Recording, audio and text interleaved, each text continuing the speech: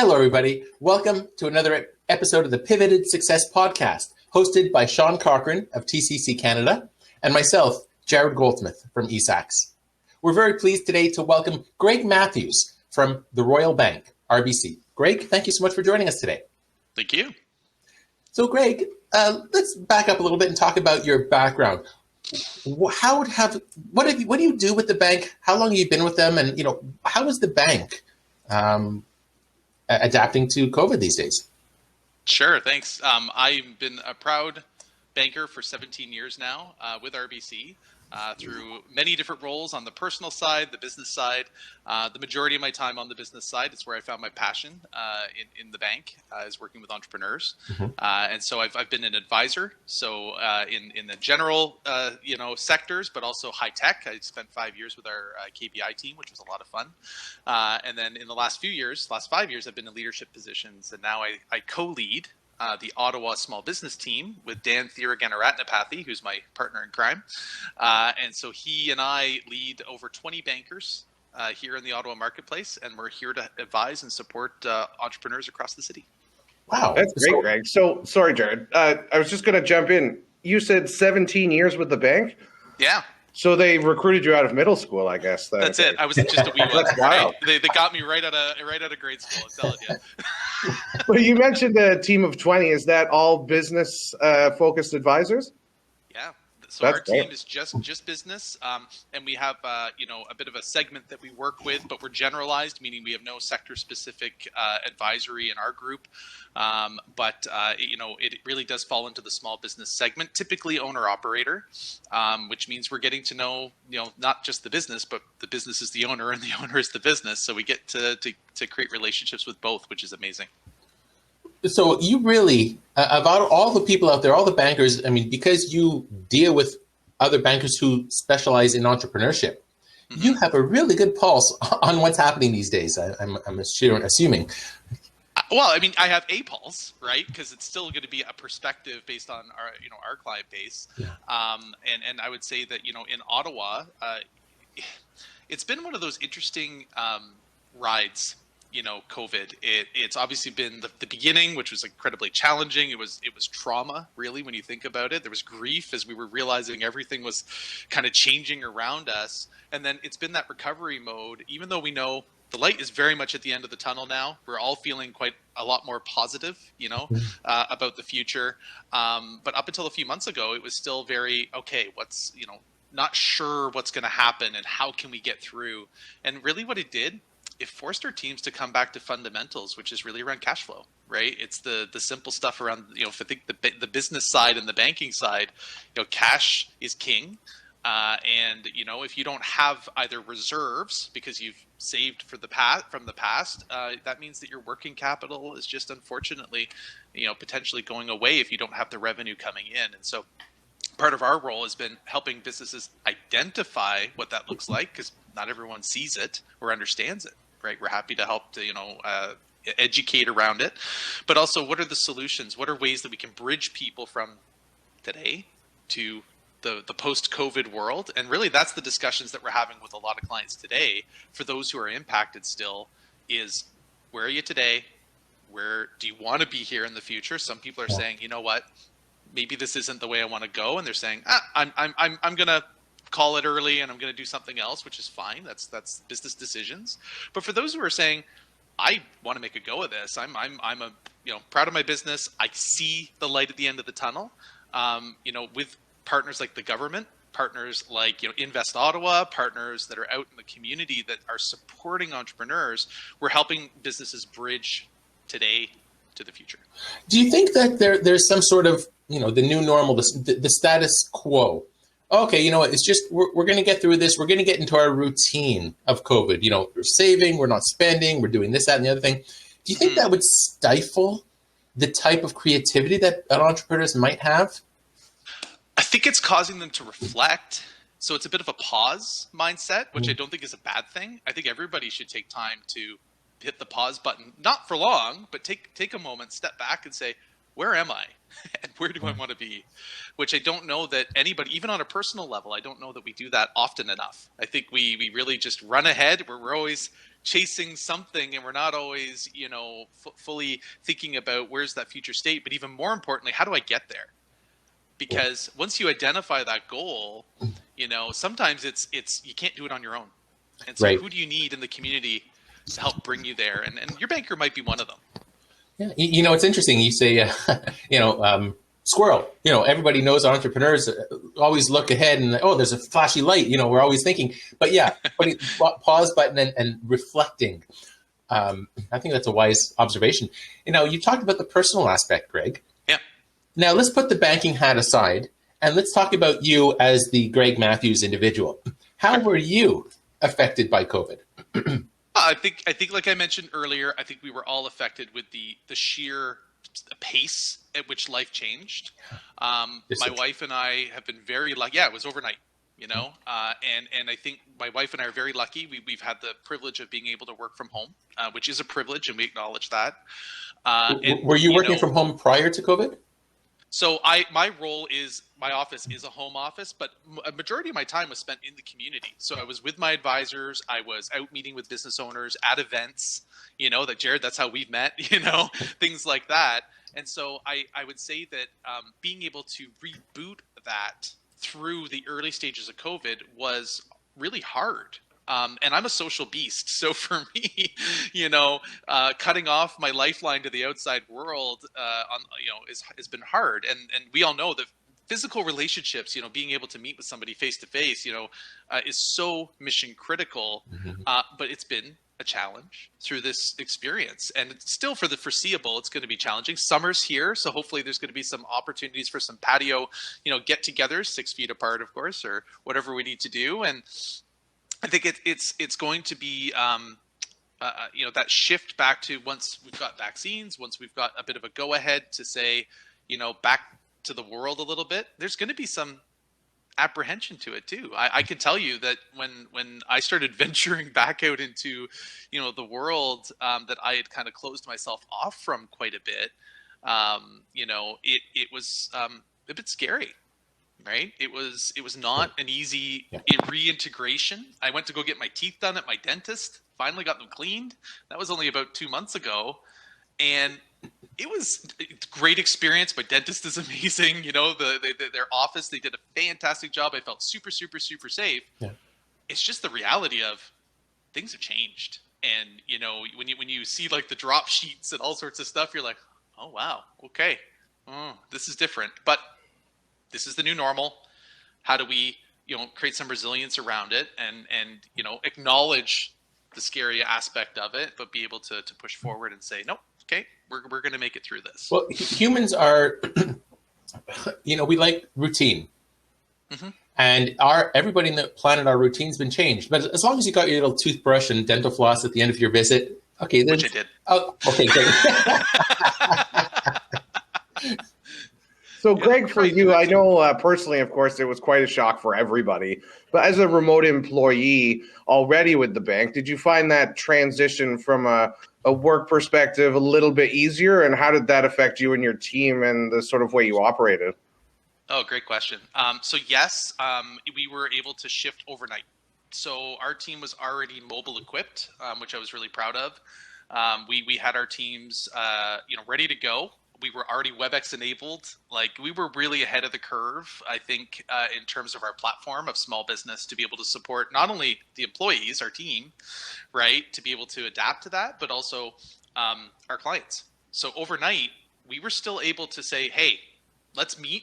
This is different, right? And at the beginning, obviously, people were a little more, let's just do a telephone call, right? Like, that's what I'm comfortable with. That's okay. I would say 80 to 90% of all of our meetings are now virtual through a camera, and our clients love it because there's no travel. The time, it's not necessarily going to be an hour meeting, right? That whole concept of let's book an hour. If that's the amount, sure. But if it's a half hour and that's all we need, thumbs up, and it's clean and the transition happens. And so my team, I would say, they've done a fantastic job at adaptation. They've pivoted so well. We've had to grow our skill sets to accommodate this transition to technology. because, you know, being able to take out a piece of paper, write something on it, or draw a picture and show someone a concept is shifted. We need to be able to do that on a computer, right? And so that has been part of our skill builds, the ability to do that. One of the biggest things that I'm super proud of with my team through this adaptation and shift, we put in place 3 committees, right, to help us forge through, and we still have them going right now. And it was employee experience, client experience, and learning and development. And this was because COVID started. Yeah, so we had aspects of this before, but what we did was we took a step back. We knew this was happening. We said, where can we focus, right? Because I think we can all agree there's a lot going on when this happened, and where can we dial in so that we can provide the best experience, not only for our employees, because this is jarring to them, to our clients, because this is jarring to them. And I mean, you could appreciate, obviously, that our entire portfolio was affected. Every single client, in some aspect, they've been affected by COVID, some positively, right? At the beginning, everyone was like negatively affected for the most part, because, you know, we don't house the high tech teams on our group, right? That's a separate group that manages those. So they saw gains because, you know, it's the shift to digital. But our team's ability to learn what they needed to learn, we were able to focus on helping them become confident that they could really give real advice to clients that are in a very struggling state. And one of the first things we covered was empathy, right? Not that we weren't already good people, right? I feel like we got that down pat, but in the COVID environment, it's what are they going through? And when we're not the entrepreneur ourselves, we need to understand that. And so that was our first step, was really just getting under the hood of how you feeling, which seems like a funny question to ask. And now we're kind of not past that stage, but it's less about that and more about, well, we've acknowledged how you feel. It's now what are we going to do about it together, shoulder to shoulder, to help your business get through this? You know, I'm really encouraged, Greg, because a lot of the times we hear of the huge businesses, you know, RBC, they're such a big business, it's going to take them months to do anything. But you guys, you revamped your 3 committees. You just changed on the fly. You got together, you brainstormed, and you just changed overnight as a bank. That's incredible. That's really, really neat. Well, and kudos and a shout out. And I bring this from the bottom of my heart. I've worked in the branches. That's where I got my start in my career. I was a teller. Yeah. I was a personal banker. I was a branch manager, right? And I kudos and hats off to all the retail bankers that are in our groups and our teams, because they've kept the ship running. They have been in the branches from day one. They're essential workers. There has been a significant digital shift for them. It took a little bit longer because it wasn't the norm, to your point, right? But now they're at a state where, you know, a good chunk of the teams in the branches are also working remotely, all for safety. I cannot be more proud of this organization from how quickly it was amazing. I was on some of these calls right at the beginning of COVID, and to see the speed at which the organization adapted organizationally. Yep. I think it was something to the tune of over 70,000 people went work from home, right, in the span of just a few weeks. And it's so impressive that we not had the foresight of a pandemic, but we had the foresight of digital enablement. We had the foresight of digital is the future. And our senior leadership, our executives, they've been charting that path for quite a few years. And we've been seeing it come out to the market. And my team, I think, benefited because, like I said, on a dime, you know, we were able to continue business with our clients overnight. And even when you look at our retail teams, like, it's a very different day. And they've adapted amazingly. You know, I'm thinking ahead, you know, once all the textbooks are written or starting to be written, and the marketing aspect and the business, hopefully they'll use RBC as an example of how a huge business has changed overnight to the conditions. Fantastic, Greg. I mean, kudos to you and all of your bankers and your teams for making this happen. It's got to be such a big organization. It's got to be such a shift to even, I mean, all the technology side, the remote side and all that. But once you're getting into, like you were saying, those sort of hard discussions, especially in the first few months, I mean, most entrepreneurs, when they're hitting a rough patch, will probably come to you and say, look, I might need some money. But having everybody come at once and come at you not with just the usual, oh, well, this is my business problem. Well, my whole life's been ruined because I'm at home, and like just my whole world has been flipped upside down. I can only imagine how that shift must have been for you and your team to, I don't want to be sort of the psychological sort of aspect of it, but just the extra stuff that's involved in really sort of helping people through what's been like probably the worst crisis of all of our lives. Yeah, I mean, I went through 2008 and it was nothing, like in the bank, compared to this, right? And it was a big deal, right? This is different. This has, really, really, again, like you said, probably one of the worst, especially for entrepreneurs. It's so acute, to that industry, and really acute to certain industries like hospitality and the arts and rec and all the fun stuff, right? We've really seen an impact on that, but we've also seen pivots, and I think going to the heart of why we're here to discuss. I mean, you think of we've seen gyms who went fully virtual, and because they adapted and they have the overhead of maybe they were able to negotiate the overhead lower on their real estate and things like that. They're actually doing better, post in this COVID world, because they're able to capture a larger audience, right, through their virtual means. So we're seeing examples like that. We're also seeing, retail. So think of, the food industry. There's restaurants, and a shout out, Jared, we were talking earlier about Oko Kitchen here in Orleans. That team shifted immediately.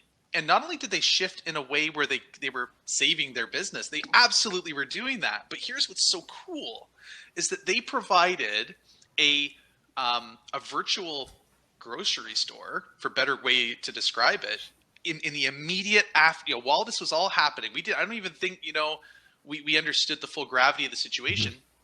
They pivoted. They said, we want to keep the relationships with our suppliers, right? And so we're going to offer a virtual store that people can buy fruits, vegetables. They could buy, the raw goods of flour and yeast and all that kind of stuff. I'm still making bread, right? From things that we bought from them, through the pandemic. And it just goes to show you can pivot.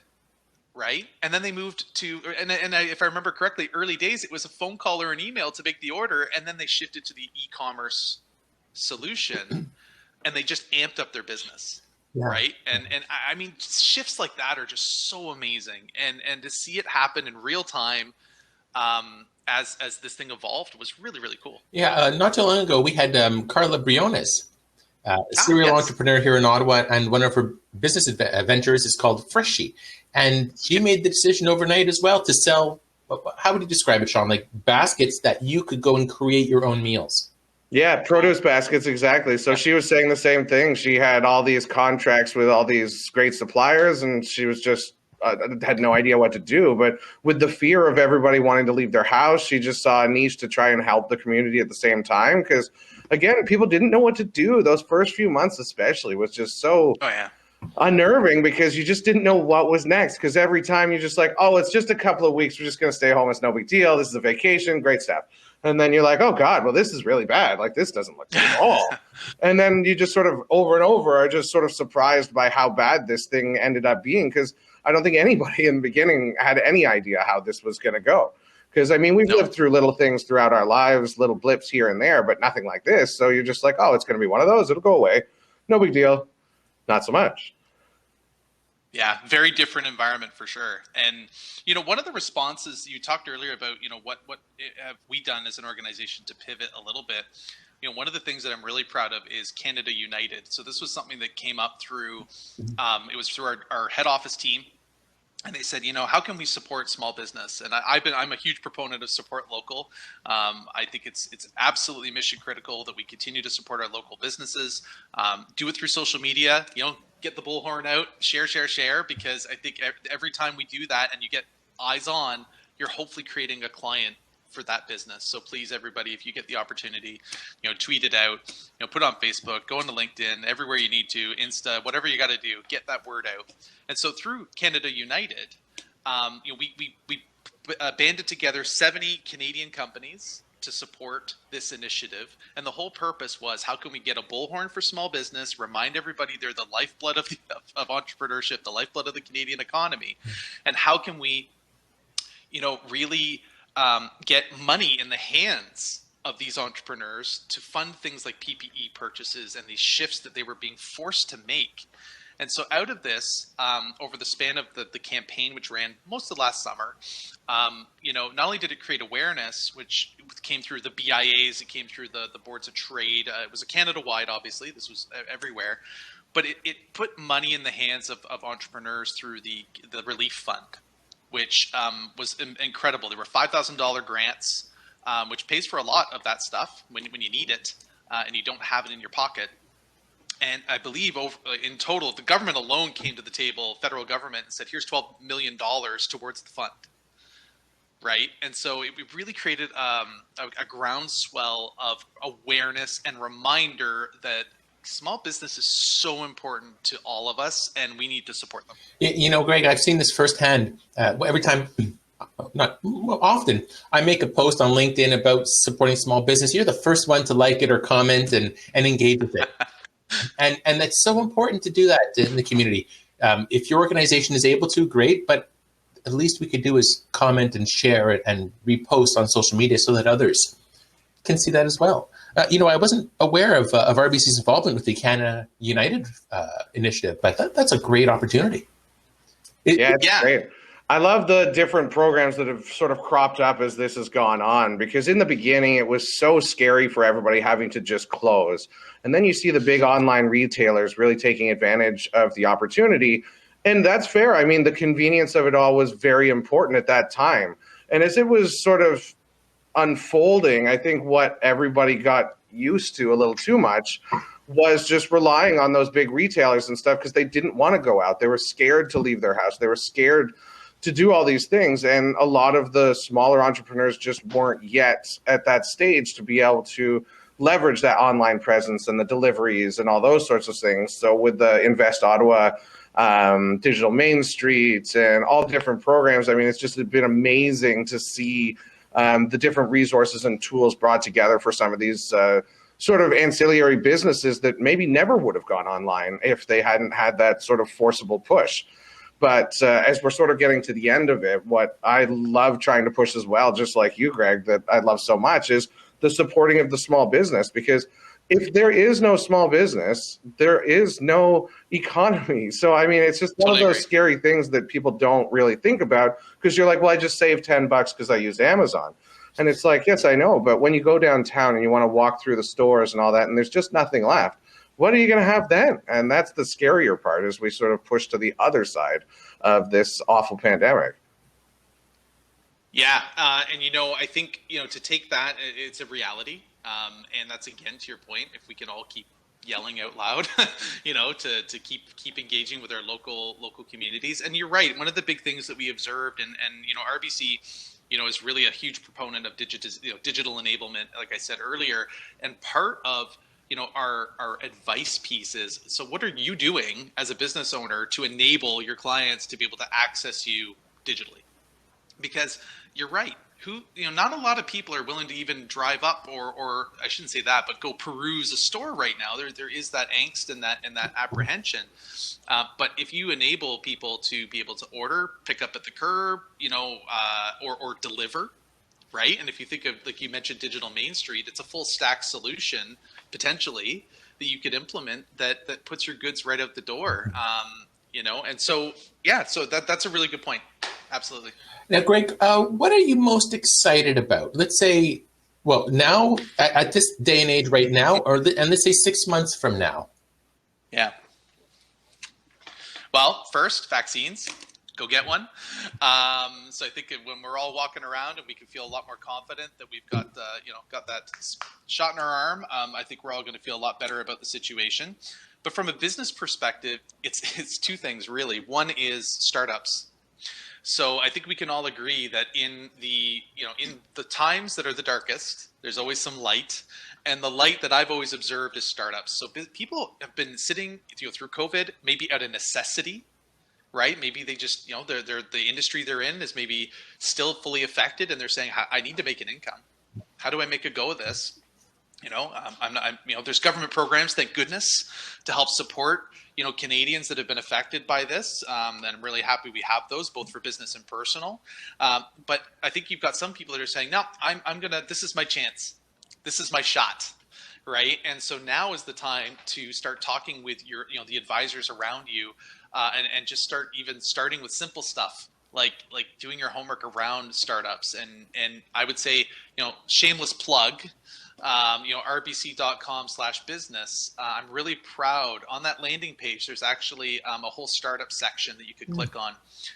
We use it as part of our discussions with clients because it's actually robust enough that we could say, this is going to help inform you on some of the things to think about. It's not about financing is important, absolutely, because some are going to need it, not everybody. But the foundational elements of business, and it's not about making a 40-page business plan, but it is about understanding, what is the business, who are my clients, these simple things that sometimes we don't always think about, and give it, again, pause, reflect, do a little thinking about it, and really be able to come out stronger because you've put that time into it. And I would say the best startups, we're seeing startups, we're funding startups, and we're funding startups that are in industries that you'd think, what, really? Like restaurants. We're funding restaurants. Absolutely. Right? There's new types of businesses. There's franchises that are coming to the market that maybe are actually COVID friendly, if that makes sense. Right? And so startups for me are absolutely the place that I would say, going back to the economy, right, and saying, it's the lifeblood. Startups are the beginning of that lifeblood for everything. And so, people think, probably a lot of people think, oh, banks, they're my grandparents' generation, mortgages, loans, savings accounts, that's about it. But hearing that RBC has a whole section for business resources, that if you go with RBC, great. If not, no worries. Here's something that you could help to either launch a business or help with your future successes. Totally. And I would say the biggest shift we've made for business banking in the past, I'd say 5 years probably, is a shift to beyond banking. And it's really important to us because we're creating ecosystems that aren't about products and services. It's about the advisory. It's about the getting under the hood of, even understanding the incorporation process. Or should I incorporate? Should I be a sole, a prop? Should I be a partner? Simple things like that, where we've got offerings like Owner, where we can help with that. It's an organization that is part of RBC Ventures. So we've got our own in-house tech companies that we're starting to build, which is really fun. And seeing those come to actual market, such that we can say to our clients, hey, have you thought of X? And it's not about loans. It's not about, bank accounts and all that type of stuff. It's really about how can you digitize, how can you get your business up and running in a meaningful, quick, efficient way that still gives you the advice along the way. That's just one example. Wow. It's great to hear such forward thinking from the bank and as a resource. I don't, how often do people think, for business advice during COVID, I'm going to call my banker? No, but you guys are changing that. I hope so. Yeah. And we want to help all entrepreneurs, right? So at the end of the day, it comes down to reach out to your bankers and ask for the help. Don't be afraid to ask for the help. I think that's number one. And don't be afraid to put up your hand and say, I need some advice. Your bankers are always there to help support. And it's not just with products and services. I really got to stress that. It used to be kind of the old school, as you said, kind of banking model. And now it's really from an advisory focused model, which is a lot more fun, because if we give really good advice, we're going to grow your business and we'll grow our business at the same time. Win-win, right? Win-win. So, Greg, looking sort of 6 months down the line, let's pretend everybody's inoculated and everything's good. What is it that you're looking forward to most? Maybe not even from a business perspective, but personally. Yeah. I miss travel. Yeah, my wife and I are travel aficionados. We pre-COVID, we've been all over the world, and it is something that we were supposed to go to Italy in October of last year. Definitely didn't do that. Thankfully, got all of our money back, so that was good news. But yeah, I would say that of all the things for us, travel is going to be important. I think domestic travel is going to be on top of the list for a lot of people. So again, supporting entrepreneurs across Canada. So we're looking forward to the ability to do that once we get the all clear from our governments. And, I can't wait to go back to the East Coast. I can't wait to maybe take a road trip somewhere just because I need to get out of my house. And that could just mean short stints. It could mean going to Merrickville. It could mean, going and getting some gelato. It could be, the simple things that maybe we've taken for granted before. And now, again, with the lens that I just keep saying to everybody I know is, think about how you can, maybe your destination is to support a specific business, right? And it's simple things like that will continue to help all the entrepreneurs in our Actually, Merrickville has a great jazz festival. I played there a few times over the years. So it's exploring these little towns. They could be 45 minutes an hour outside of your town. Mm-hmm. Take a day trip out there. You never know what you'll find. I definitely never know. And sorry, go ahead. Go ahead, I was just going to say, I really hope that everybody does use this opportunity to look at their life in general and the little things and really enjoy those little things. The silly trip out to Merrickville to hit the antique stores or go see the jazz fest or whatever it is so much more exciting now that you've been trapped in your house for a year, not allowed to do anything. Go get groceries and just stay home. So, I mean, it's hopefully going to open up such a great new world for people to enjoy everything rather than, Yeah, it doesn't have to be the big trips, right? And I think that as much as we will hopefully get back to that sooner than later for us, even things like gardening, we started before COVID, but we really kind of last year was a bit of a good mental thing for us, right? Where we got to really grow our garden out, and I'm looking at the icebergs in my backyard still, and I'm going, not quite yet. But I know it's coming. And even things like, I'm already looking at where can I go and get my stuff, right? So I'm looking at, Robert Plant just down the road from me, right? Great greenhouse here in the area where I can go get my seedlings and start, building my garden. And it's the little things like that. It's home renos over the summer and saying, how can I support, more independent businesses and not necessarily, buy from the big box just because we have a choice. And Sean, one thing you mentioned earlier was about saving that $10. And I'm at a stage where I think because of the conditions, I'm okay spending that extra $10. I'm okay with the premium, so to speak, that there is from a local business because they need it. They need it right now. Yeah, when we were privileged to welcome Su Ling Ching from the Ottawa Board of Trade the other day, and one of her speaking points was, look, the Amazons, the Googles, all the big box stores, do they support the local, charity in your organization, the minor league teams in your community? Most likely not. Right. No, that's well put. And I think we can all point to those businesses because part of a business's, not brand, but who they are, right? So their real foundation is often rooted in how they give back to the community. Yeah. So it's really important. Go on their website. I guarantee it's there. I guarantee they talk about what they're proud of and the other things that they do in your local community. Yeah. Now, Greg, RBC's adapted so efficiently and effectively over during COVID. What about the future of RBC? Mm-hmm. Well, I think it goes back to, for us, again, I'm really proud of the pivots that we've made, and I feel like we've been ahead of the curve for us, as an industry. And to me, there's two layers to this. The future is, again, I talked about startups. So I'm really excited for my team to be able to dig in with people who have these amazing ideas.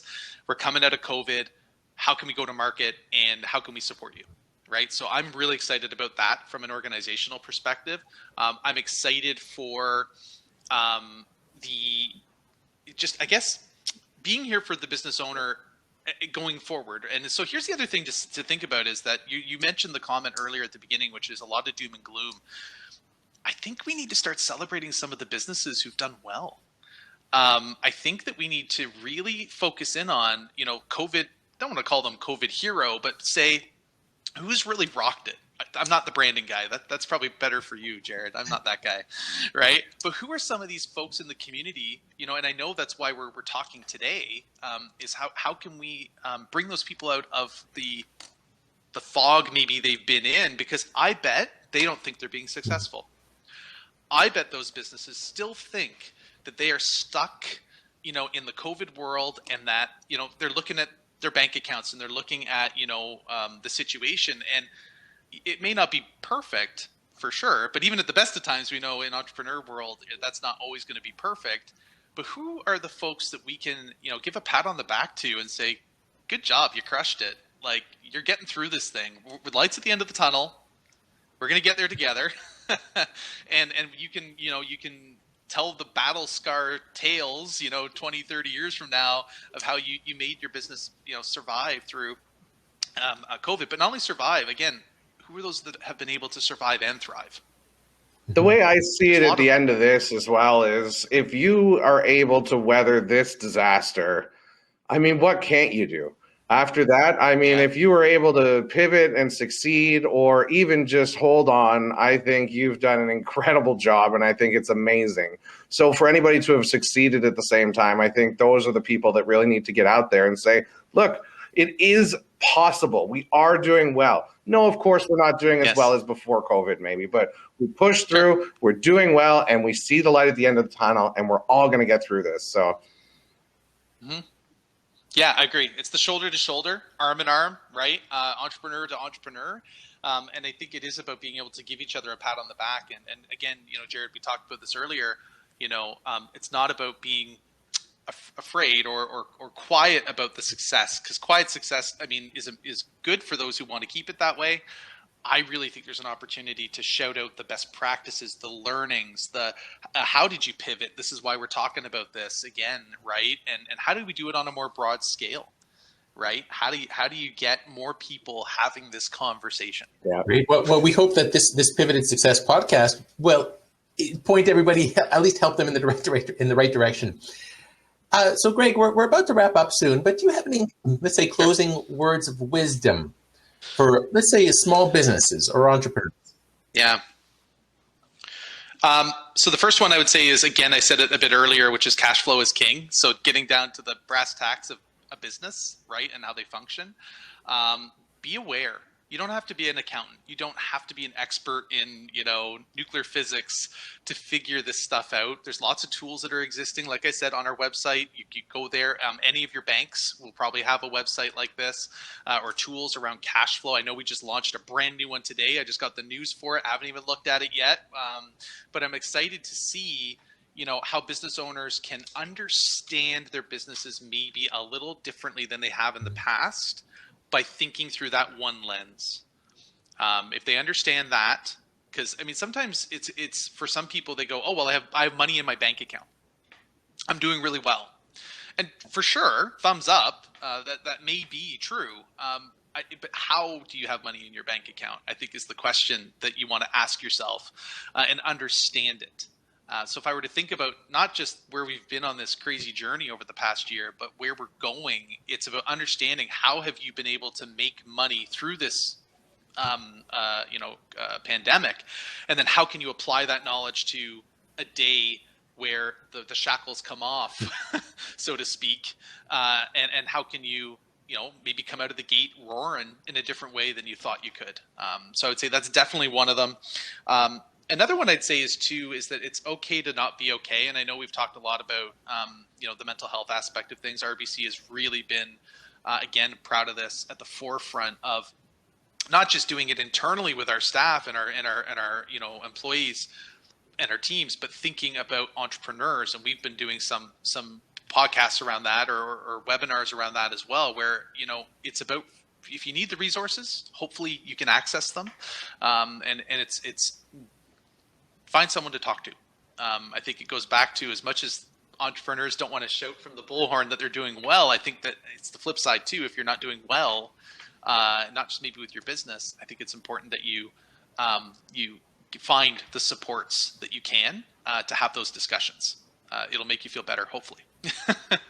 And I think you talked about it, Sean, right at the beginning. Small business it's the economy. Small business is the Canadian economy at its foundation. If you're a business and you don't have even a social media presence, you may want to consider thinking about how you're being accessed if you're struggling, or maybe you're not where you want to be with your business. It's thinking about where's your clients, where are they, how can you access them. Putting a post on LinkedIn is helpful on a bit of an isolated, scale. But if you think about the different companies that exist out there to give advice, Digital Main Street, I think, included parts of this concept, to really give you a more broad-based voice and how you can access those new clients. I mean, I think those are three things that I would say are really, really. I want to touch on something that you mentioned. Just in passing. Sure. You talked about, marketing to where your clients are. And I think this is a really important point. I don't think it's a matter of, build it and they will come. You can have the best product in the world and service, but sure, who's going to see it? It's a matter of marketing to where your prospective clients are. So, Greg, you've probably forgotten more about business than most of us have ever learned. And just in passing, you mentioned that one little tidbit, and that's such an important part. So I encourage anybody out there to get in touch with their RBC financial advisor, talk to them, see their website, and see how you can learn to perhaps change your business model or make it even better. Jared, I got one thing I got to say, and it's a huge thank you to you. Okay. Jared, right from the beginning of all this, you and I, we've known each other for a while now. We've been able to connect through, again, the old days of chamber meetings. I remember those days, yeah. And whatnot. Yeah, those days. But I have to give you, and hats off, to you around how you are an ecosystem builder. That's how I look at you. And I see what you did pre-COVID with ESACs and the events that you were able to put in place that were physical. You pivoted. You understood, you got your head around, you jumped onto the virtual platform, I think, before anybody was even thinking of things like this. Okay. You are a prime example to me of someone who gets you got the need. You said, here is the reality, but I want to survive and thrive. And you were able to, really run ahead, and not just run ahead, but be such a support for the entire ecosystem in Ottawa, beyond, right?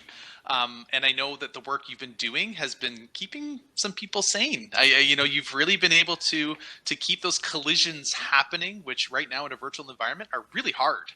And you were still to this day, I think you're one of the only people that I could turn to and say, how can we create some collisions? And overnight, you're going to have, either an event or an idea on how to do that. So, we talked earlier about patting yourself on the back. I think you definitely should. And I want to say a huge thank you, not just from me, but obviously from the entire community for what you do. Oh, well, thank you very much, Greg. I really appreciate that. That's very kind. Maybe I could ask you to write a LinkedIn testimonial for me sometime. But, all this wouldn't have been possible if I didn't connect with Sean. And even you. RBC has been a big supporter of ESACs over the years. It's finding like-minded organizations who see a bigger picture. And really working together. And you said the ecosystem. Yeah, I'm all about that. Everybody says, and I truly believe this, that you go further working together with others. We make each other better. Absolutely. So, Sean, do you have any last-minute thoughts for Greg?